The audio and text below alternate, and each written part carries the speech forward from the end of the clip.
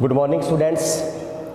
आज का अपना नेक्स्ट टॉपिक है पॉलीमर। नेक्स्ट टॉपिक है पॉलीमर। तो इस नेक्स्ट चैप्टर के अंदर हम पढ़ेंगे पॉलीमर। तो आप जानते हैं कि पॉलीमर है वो क्या है, ग्रीक भाषा का शब्द है। पॉलीमर क्या है, ग्रीक भाषा का शब्द है। किसका शब्द है? पॉलीमर ग्रीक भाषा का शब्द है, ठीक है। जिसमें पॉलीमर का क्या अर्थ होता है? बी, पॉलीमर का अर्थ क्या है? तो पॉलीमर का अर्थ होता है पॉली प्लस में क्या होता है, मर। तो पॉली का मतलब क्या होता है, बहुत सी, ठीक, क्या होता है, बहुत सी। और मर का मतलब क्या होती है, इकाइयाँ। क्या होती है, इकाइयाँ। कि जब छोटी छोटी बहुत सारी एकलक व संरचनात्मक इकाइयाँ पुनरावर्तित होकर एक बहुत बड़े अणु का निर्माण करते हैं, उसको हम क्या कहते हैं, बहुलक कहते हैं। क्या बोलते हैं उसको, हम बहुलक कहते हैं। भी समझ में आ रहा होगा। भी पॉलीमर है वो ग्रीक भाषा का शब्द है। और पॉलीमर का शाब्दिक अर्थ क्या होता है, देखिए। तो पॉली का मतलब क्या होता है, बहुत सारी, यानी बहुत का मतलब बहुत ज़्यादा। और मर का मतलब क्या होती है, इकाइयाँ। क्या होती है, इकाइयाँ। कि जब बहुत सारी इकाइयाँ आपस में जुड़कर क्या करती है, एक बहुत बड़े अणु का निर्माण करती है, वो क्या कहलाता है, बहुलक कहलाता है। क्या कहलाता है, बहुलक। और आज के जो युग है, आज का जो युग है, आज के युग में जो बहुलक है वो बहुत उपयोगी है।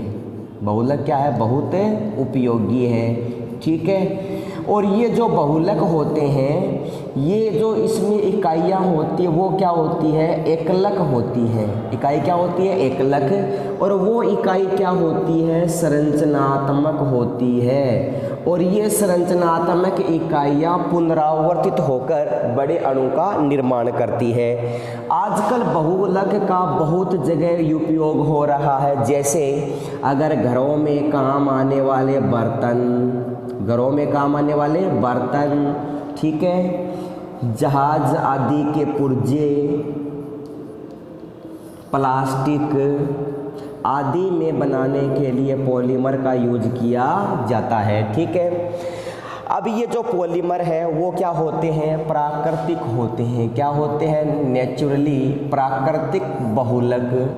तो प्राकृतिक बहुलक क्या है, कि प्राकृतिक बहुलक का मतलब है कि जो प्रकृति में उपस्थित है, या प्रकृति के आधार पर हम बात करें कि प्रकृति में ऐसे कौन कौन से प्राकृतिक या नेचुरल पॉलीमर है जिसका हम यूज कर रहे हैं, तो वो क्या है, वो अपने पास में है। जैसे अगर हम बात करें कि प्रोटीन, क्या है, प्रोटीन, तो प्रोटीन भी एक क्या है, नेचुरल पॉलीमर है। इसके अलावा अगर हम बात करें सेलुलोज, क्या बात करेंगे, सेलुलोज, तो सेलुलोज भी क्या, एक प्राकृतिक पॉलीमर है। इसके अतिरिक्त स्टार्च, क्या है, स्टार्च है, ग्लाइकोजन है, क्या है, ग्लाइकोजन। तो ये सब क्या है, प्राकृतिक बहुलक है। तो कहने का मतलब ये प्रकृति के अंदर प्राप्त होने वाले पॉलीमर हैं, ठीक है। तो कहने का मतलब कि आज के समय के अंदर या आज के युग के अंदर पॉलीमर का बहुत ज़्यादा उपयोग हो रहा है, ठीक है। इसके बाद हम बात करते हैं कि सबसे पहले प्राकृतिक बहुलक से क्या बनाया गया, जो आज हम यूज कर रहे हैं। जैसे घरों में यूज होने वाले पाइप हैं, उन पाइप्स के ऊपर क्या लिखा होता है, पीवीसी। क्या लिखा होता है, पीवीसी। तो वो पीवीसी क्या है, तो पीवीसी का मतलब होता है पॉलीवाइनिल क्लोराइड। क्या होता है, पॉलीवाइनिल क्लोराइड होता है। तो ये पीवीसी है, ये क्या है, आर्टिफिशियल है, यानी कृत्रिम है। तो इसको हम कैसे बनाते हैं, भी प्राकृतिक बहुलक है, उसको हम क्या करेंगे, उद्योगों में लेके आएंगे। और उद्योगों में लेने के बाद उसको हम देखेंगे कि तो उसको हम क्या करते हैं, उद्योगों में मॉडिफाइड किया जाता है। तो उसको हम बोलते हैं आर्टिफिशियल पॉलीमर कहते हैं। क्या बोलते हैं, आर्टिफिशियल पॉलीमर, ठीक है। इसके बाद अगर हम बात करते हैं नेक्स्ट कि ये जो आर्टिफिशियल पॉलीमर है, तो आर्टिफिशियल पॉलीमर के अंदर बहुत सारे एग्जाम्पल दे रखे हैं अपने पास। जैसे अपने पास में है स्टाइरिन, क्या अपने पास, स्टाइरिन है, पीवीसी है, कैप्रोलैक्टम है, क्या है, कैप्रोलैक्टम। इसके अलावा क्या है, बेकेलाइट है, ये सब अपने पास में क्या है, आर्टिफिशियल पॉलीमर है। क्या ये आर्टिफिशियल पॉलीमर। तो सर्वप्रथम प्राकृतिक बहुलक से कृत्रिम बहुलक बनाने वाला साइंटिस्ट कौन था, WH कैरोथर्स। कौन था, WH कैरोथर्स। तो WH कैरोथर्स ने सबसे पहले क्या बनाया, प्राकृतिक पॉलीमर से क्या बनाया, नेचुरल पॉलीमर का निर्माण किया। ठीक है, तो कहने का मतलब कि सबसे पहले हमने पढ़ा कि पॉलीमर क्या होता है। ठीक है, तो पॉलीमर की बात करी तो पॉलीमर के हमने क्या कहा कि पॉलीमर है वो किस शब्द है, ग्रीक भाषा का शब्द है। और पॉलीमर का शाब्दिक अर्थ क्या है, देखिए तो पॉली का मतलब होता है बहुत सारी, और मर का मतलब क्या होती है, इकाइयाँ, कि बहुत सारी इकाइयाँ आपस में क्या होती है, जुड़ती है। ठीक है, और जुड़कर क्या है, संरचनात्मक व बहुत पुनरावर्तित इकाइयों का निर्माण करती है। उसको हम क्या बोलते हैं, बहुलक कहते हैं। क्या बोलते हैं उसको, बहुलक। ठीक है, अब ये क्या कह रहा है कि पॉलीमर के अंदर भाग लेने वाली जितनी भी एकलक इकाइयाँ होती है वो कैसी होती है, संरचनात्मक व पुनरावर्तित होती है। विसंरचनात्मक का मतलब ये आपस में क्या होती है, जुड़ती रहती है और आपस में जुड़कर एक लंबी श्रृंखलाओं का निर्माण करती है। ठीक है, तो ये क्या होती है अपने पास, एकलक इकाई।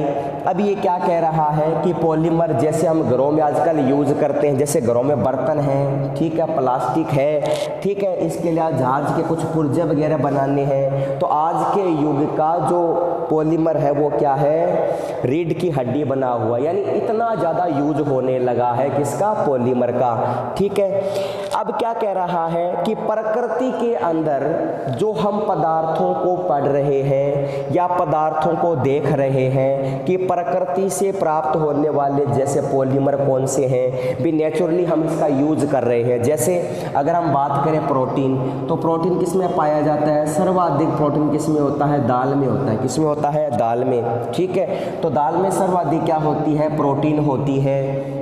इसके अलावा हम बात करते हैं सेलुलोज, तो सर्वाधिक सेलुलोज किस में होता है, घास में होता है। किस में होता है, घास में। ठीक है, तो स्टार्च भी क्या है, पदार्थों में क्या है, पेड़ पौधों में स्टार्च भी पाया जाता है। ग्लाइकोजन क्या होता है कि पेड़ पौधों के अंदर जो ऊर्जा प्राप्त होती है वो किस रूप में होती है, स्टार्च के रूप में। और जो मनुष्य के अंदर जो एनर्जी क्या होती है, स्टोर होती है, वो किसके रूप में होती है, ग्लाइकोजन के रूप में। और जो एनर्जी कन्वर्ट हो जाती है किसके रूप में, ग्लूकोज के रूप में। ठीक है, तो कहने का मतलब ये हो जाएगा अपने पास में स्टार्च। ठीक है, अब हम बात करते हैं क्लासिफिकेशन ऑफ पॉलीमर। देखिए classification of polymer, classification of polymer देखिए,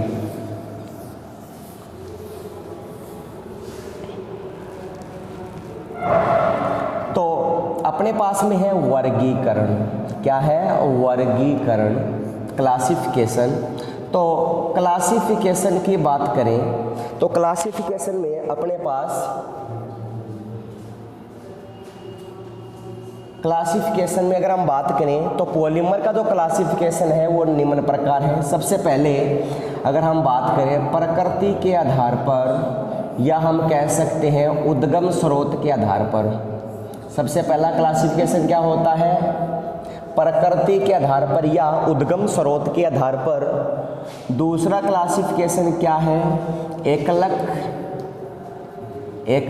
इकाई के आधार पर, एकलक इकाइयों के आधार पर। तीसरा पॉइंट है इसका एकलक इकाइयों के आधार पर, उद्गम स्रोत के आधार पर। और तीसरा है बहुलकन या बहुलकीकरण के आधार पर। किसके आधार पर, बहुलकीकरण के आधार पर। 4 नंबर क्लासिफिकेशन क्या था इसका, 4 नंबर है ताप के आधार पर। किसके आधार पर, ताप के आधार पर। ठीक है, और 5 नंबर क्या है, देखिए भी सबसे पहले हमने पढ़ा क्लासिफिकेशन ऑफ पॉलीमर। तो सबसे पहले क्या है, प्रकृति के आधार पर, ऑन द बेसिस यानी रीजन के आधार पर, एकलक यानी मोनोमर्स यूनिट्स के आधार पर, एंड पॉलीमराइजेशन के आधार पर, एंड टेम्परेचर के आधार पर। और 5 नंबर क्या है, आणविक बलों के आधार पर। किसके आधार पर, आणविक बलों के आधार पर।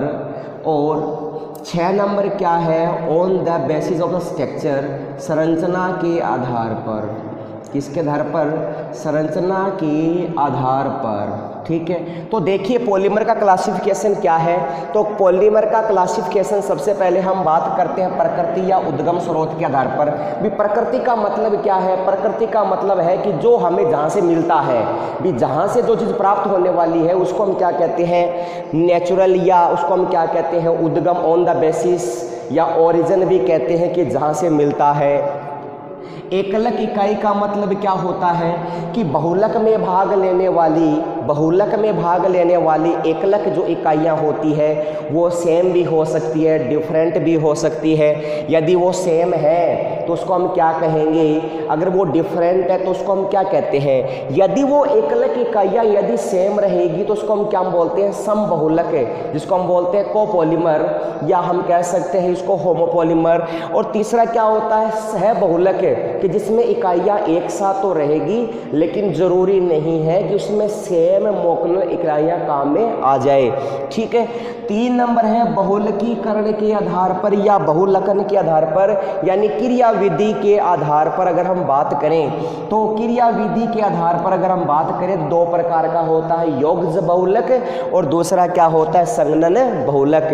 ठीक है। इसके बाद अगर हम बात करें कि ताप के आधार पर बहुलक का वर्गीकरण, तो टेम्परेचर के आधार पर भी हम बात करें तो ये 2 प्रकार का होता है, ताप सुगट्य और ताप क्या है? दृढ़ बहुलक, यानी ताप दृढ़ बहुलक और ताप सुगट्य, या इसको हम कह सकते हैं थर्मोप्लास्टिक बहुलक एंड थर्मोसेटिंग प्लास्टिक पॉलीमर। इसके बाद आणविक बलों के आधार पर 2 भागों में बांटा गया है। आणविक बलों के आधार पर 2 भागों में कौन कौन से हैं? भी प्रत्यास्थ बहुलक और रेशेदार बहुलक। और संरचना के आधार पर 3 भागों में बांटा गया है, रेखीय बहुलक कह सकते हैं, शाखित बहुलक कह सकते हैं, और तीसरा क्या होता है? तिर्यक बंद बहुलक होता है। तो आइए देखिए प्रकृति के आधार पर बहुलक को 3 भागों में बांटा गया है। किसके आधार पर? प्रकृति के आधार पर। तो प्रकृति के आधार पर बहुलक का जो वर्गीकरण है, सबसे पहले क्या है? प्राकृतिक बहुलक। सबसे पहले क्या आता है? प्राकृतिक बहुलक। दूसरा क्या आता है? संश्लेषित। दूसरा क्या आता है? संश्लेषित या कृत्रिम, संश्लेषित या कृत्रिम बहुलक। और तीसरा कौन सा आता है? अर्ध संश्लेषित। तीसरा क्या आता है? अर्ध संश्लेषित बहुलक। तो प्रकृति के आधार पर बहुलक को 3 भागों में बांटा गया है।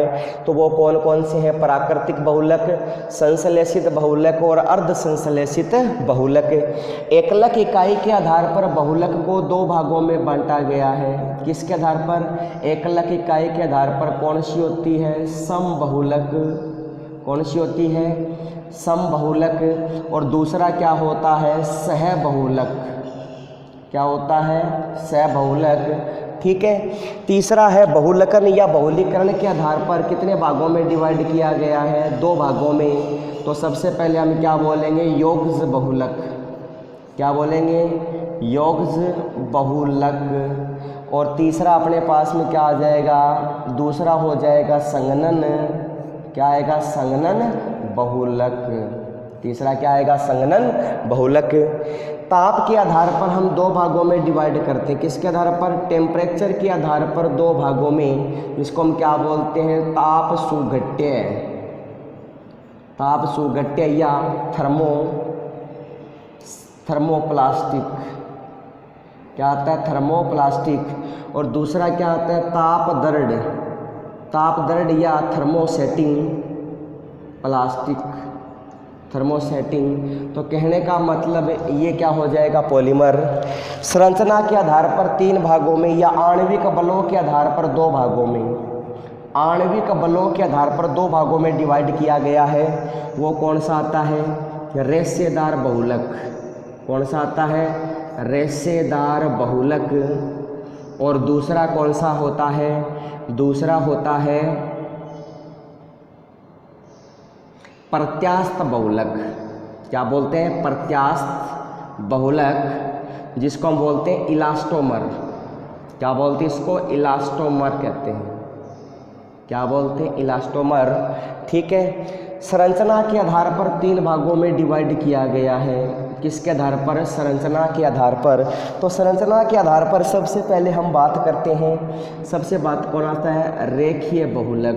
कौन सा आता है? रेखीय बहुलक। ठीक है, या इसको क्या बोलते हैं? लाइनियर। क्या बोलते हैं? Linear polymer. दूसरा क्या आता है? शाखित बहुलक। क्या आता है? शाखित बहुलक। और 3 नंबर क्या होता है अपने पास? 3 नंबर आता है तिर्यक बंध क्रॉस लिंक्ड या तिर्यक बंध बहुलक। तिर्यक बंध बहुलक। तो कहने का मतलब ये है क्लासिफिकेशन ऑफ पॉलीमर। तो पॉलीमर का हम क्या पढ़ेंगे? क्लासिफिकेशन पढ़ेंगे। देखिए, सबसे पहले हमने बात की कि पॉलीमर है। क्या है? पॉलीमर।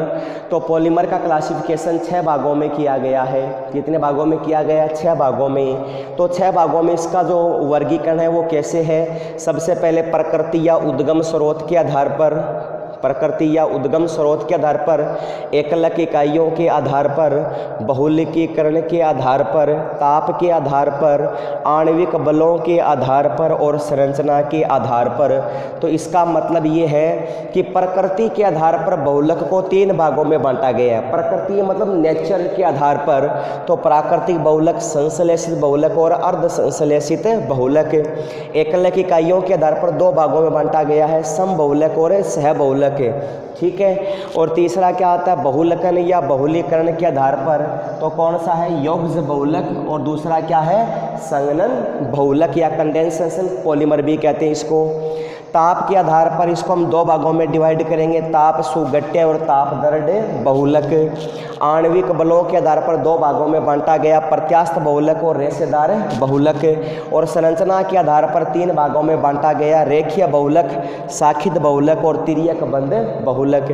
तो ये है बहुलक का क्लासिफिकेशन। इसके बाद हम सबसे पहले पढ़ेंगे प्रकृति के आधार पर। किसके आधार पढ़ेंगे? प्रकृति के आधार पर। तो देखिए,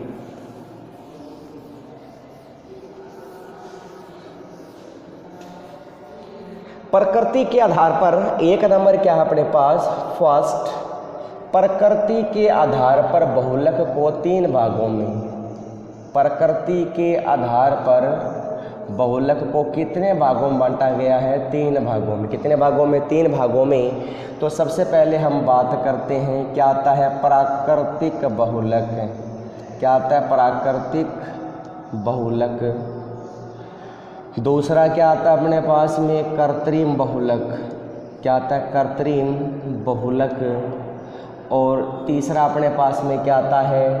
तीसरा आता है अर्ध संश्लेषित। क्या आता है? अर्ध संश्लेषित। इसको हम संश्लेषित भी कहते हैं। इसका दूसरा नाम क्या होता है? संश्लेषित। क्या होता है? संश्लेषित। ठीक है। तो सबसे पहले अगर हम बात करें प्राकृतिक बहुलक क्या होता है, कि प्रकृति में पाए जाने वाले या प्रकृति में जो बहुलक मिलते हैं, प्रकृति में पाए जाने वाले, प्रकृति में पाए जाने वाले बहुलक या प्रकृति से प्राप्त होने वाले बहुलक क्या कहलाते हैं? प्राकृतिक पॉलीमर कहलाते हैं। अब प्रकृति के अंदर कौन कौन से पॉलीमर है देखिएगा। तो प्रकृति की अगर हम बात करें, एग्जाम्पल अपने पास में क्या है? प्रोटीन। क्या आपके पास में? प्रोटीन है। ठीक है। स्टार्च है। क्या है? स्टार्च है। ठीक है। ग्लूकोज, सेलुलोज, ग्लूकोज और क्या है? सेलुलोज, ग्लाइकोजन, न्यूक्लिक एसिड या न्यूक्लिक अम्ल, न्यूक्लिक अम्ल। तो ये जो प्रकृति के अंदर है वो पाए जाने वाले सब क्या है? प्राकृतिक पॉलीमर है। कि जो बहुलक या जो पॉलीमर प्रकृति में प्राप्त होता है या प्रकृति से प्राप्त होता है उसको हम क्या बोलते हैं? प्राकृतिक पॉलीमर कहते हैं। क्या बोलते हैं? प्राकृतिक पॉलीमर। प्राकृतिक पॉलीमर में सबसे पहले कौन आता है? जैसे अगर हम बात करें प्रोटीन हो गया, स्टार्च हो गया, ग्लूकोज हो गया, सेलुलोज हो गया, ग्लाइकोजन हो गया, न्यूक्लिक एसिड हो गया, तो ये सब क्या है? प्रकृति में पाए जाने वाले क्या अपने पास में पॉलीमर है। इसके बाद हम बात करते हैं अर्ध संश्लेषित पॉलीमर या कृत्रिम बहुलक क्या है? तो कृत्रिम बहुलक क्या होता है कि जो मानव निर्मित होते हैं या मनुष्य के द्वारा अपने हाथों से तैयार किया जाता है, उसको हम क्या बोलते हैं? कृत्रिम बहुलक, यानी आर्टिफिशियल कहते हैं, जिसको हम क्या बोलते हैं? आर्टिफिशियल। तो आर्टिफिशियल का मतलब क्या हुआ कि आर्टिफिशियल का मतलब हो गया कि हाथ की कलाकारी से जो तैयार किए जाते हैं। तो आर्टिफिशियल में कौन आता है? जैसे पीवीसी क्या होती है? Polyvinyl chloride, CH2 double bond CH और क्या आएगा? Cl। तो ये क्या होता है? पीवीसी पॉलीमर होता है। इसके अलावा स्टाइरिन, SBN, ठीक है, तो ब्यूटाडाइन स्टाइरिन पॉलीमर हो गया, ब्यूना S हो गया, और क्या हो गया? ब्यूना N हो गया। तो ये सब क्या है? आर्टिफिशियल है। अब ये क्या कह रहा है कि अर्ध संश्लेषित क्या होता है? तो अर्ध संश्लेषित बहुलक का मतलब होता है कि जो प्राकृतिक बहुलक होते हैं, क्या होते हैं? प्राकृतिक बहुलक। उन प्राकृतिक बहुलक को उद्योगों में लाकर, कहाँ लाकर? उद्योगों में लाकर मॉडिफाइड किया जाता है। भी मॉडिफाइड का मतलब क्या हुआ? उनको पुनः तैयार किया जाता है। तो जैसे उनको मॉडिफाइड किए जाते हैं तो वो क्या कहलाते हैं? अर्ध संश्लेषित कहलाते हैं। जैसे एग्जाम्पल की बात करें भी अर्ध संश्लेषित पॉलीमर क्या है? जैसे गन कॉटन है, क्या है? Gun cotton. तो ये क्या है? अर्ध संश्लेषित पॉलीमर है। इसके अलावा रेजिन है, ठीक है, लेदर कहते हैं हम जिसको, ये भी क्या है? लेदर भी अपने पास में क्या है? अर्ध संश्लेषित पॉलीमर है। तो कहने का मतलब तो प्रकृति के आधार पर 3 भागों में बांटा गया है। सबसे पहले कौन आता है? प्राकृतिक बहुलक, फिर कौन आता है? कृत्रिम बहुलक, और फिर कौन आता है? अर्ध संश्लेषित बहुलक। जो प्रकृति से प्राप्त होते हैं उसको प्राकृतिक बहुलक, और जिसको कृत्रिम तरीके से बनाए जाते हैं वो आर्टिफिशियल या संश्लेषित, और तीसरा क्या होता है? अर्ध संश्लेषित, जिसको हम क्या बोलते हैं? प्राकृतिक बहुलक को उद्योगों में लाकर मॉडिफाइड किया जाता है या पुनः निर्माण किया जाता है, उसको हम क्या बोलते हैं? अर्ध संश्लेषित। जैसे example gun cotton, resin, leather आदि सब किस्में आते हैं अर्ध संश्लेषित पॉलीमर के अंदर आते हैं। इसका दूसरा क्लासिफिकेशन देखिए, एकलक इकाई के आधार पर या यूनिट्स, मोनोमर यूनिट्स के आधार पर देखिए, या एकलक इकाई के आधार पर। तो दूसरा क्या वर्गीकरण इसका? दूसरा है एकलक इकाई के आधार पर। किसके आधार पर? एकलक इकाई के आधार पर। एकलक इकाई के आधार पर बहुलक को 2 भागों में डिवाइड किया गया। कितने भागों में? 2 भागों में, जिसको हम क्या कहते हैं? जिसको हम बोलते हैं, एक नंबर क्या आता है? समबहुलक। एक नंबर क्या आता है? समबहुलक, और 2 नंबर क्या आता है? सहबहुलक। क्या आता है? सहबहुलक, ठीक है। क्या आता है? समबहुलक और सहबहुलक। इसको हम क्या बोलते हैं? होमोलोगस पॉलीमर, और इसको क्या बोलते हैं? कोपॉलीमर। क्या बोलते हैं इसको? कोपॉलीमर कहा जाता है। कि जिसमें जुड़ने वाली इकाइयाँ यदि क्या होती है? समान होती है। यानी कहने का मतलब वे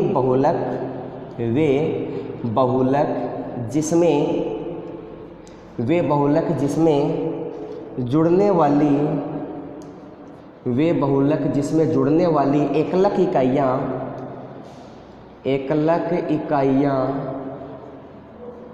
समान होती है, उसको हम क्या बोलते हैं? समबहुलक। क्या बोलते हैं इसको? समबहुलक कहते हैं। जैसे कि जिसमें जुड़ने वाली एकलक इकाइयाँ क्या होती है? समान होती है, उसको हम क्या बोलते हैं? समबहुलक कहते हैं। क्या बोलते हैं उसको? समबहुलक। जैसे अगर हम बात करते हैं एथीन या पॉलीथीन, जैसे CH2 डबल बॉन्ड क्या है? CH2, ठीक है।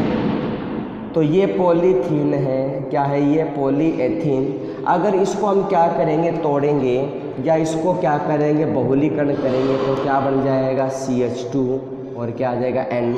इसको हम क्या बोलेंगे? एथीन से क्या बन जाएगा? पॉलीथीन। एथीन से क्या बन जाएगा? पॉलीथीन, ठीक है। तो ये अपने पास में क्या कह सकते हैं कि ये क्या है, सहबहुलक इकाई, या हम कह सकते हैं कि जिसमें भाग लेने वाली इकाइयाँ क्या है, समान है। नेक्स्ट बात करते हैं CF2 डबल बॉन्ड क्या आता है, CF2, इसको हम क्या बोलते हैं, CF2 डबल बॉन्ड CF2 को क्या बोलते हैं, क्या बोलते हैं,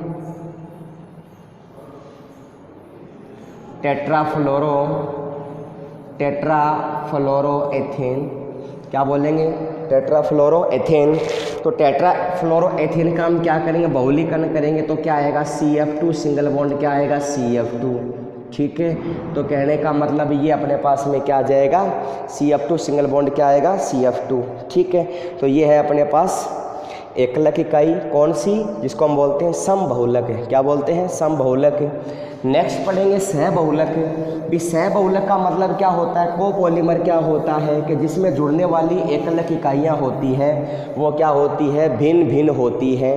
भी जुड़ने वाली एकलक इकाइयाँ क्या होती है, भिन्न भिन्न, यानी डिफरेंट इकाइयाँ होती हैं, और वो क्या बनाती है, पॉलीमर बनाती है, क्या बनाती है, पॉलीमर। तो कहने का मतलब अपने पास कि ये क्या होती है, एकलक इकाइयाँ होती हैं, ठीक है। जैसे अगर हम बात करें कि अपने पास में कौन कौन सी एकलक इकाइयाँ हो सकती है जो सहबहुलक बनाती है, जैसे अगर अपने पास में क्या है, नाइलॉन 6,6 है, क्या है, नाइलॉन 6,6। तो जैसे अपने पास में है हेक्सामेथिलीन डाईएमीन, हेक्सामेथिलीन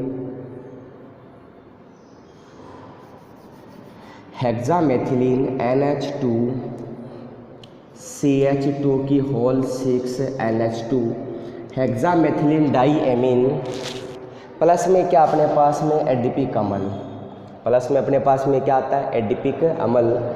तो एडिपिक अम्ल का फॉर्मूला क्या होता है, देखिए एडिपिक अम्ल का फॉर्मूला होता है CH2 की होल 4 क्या आएगा, COH, क्या आएगा, CO, क्या आ जाएगा, H, ठीक है। तो कहने का मतलब जुड़ने वाली एकलिक इकाइयाँ क्या बन जाएगी, यहाँ पर बन जाएगा अपने पास पॉलीमर में क्या आएगा, NH, CH2 की क्या आएगी, होल 6 क्या आ जाएगा, NH2, क्या आ जाएगा, NH, यहाँ पर क्या आएगा, C double bond O, CH2 की क्या आएगा, whole 4 C double bond O, ठीक है।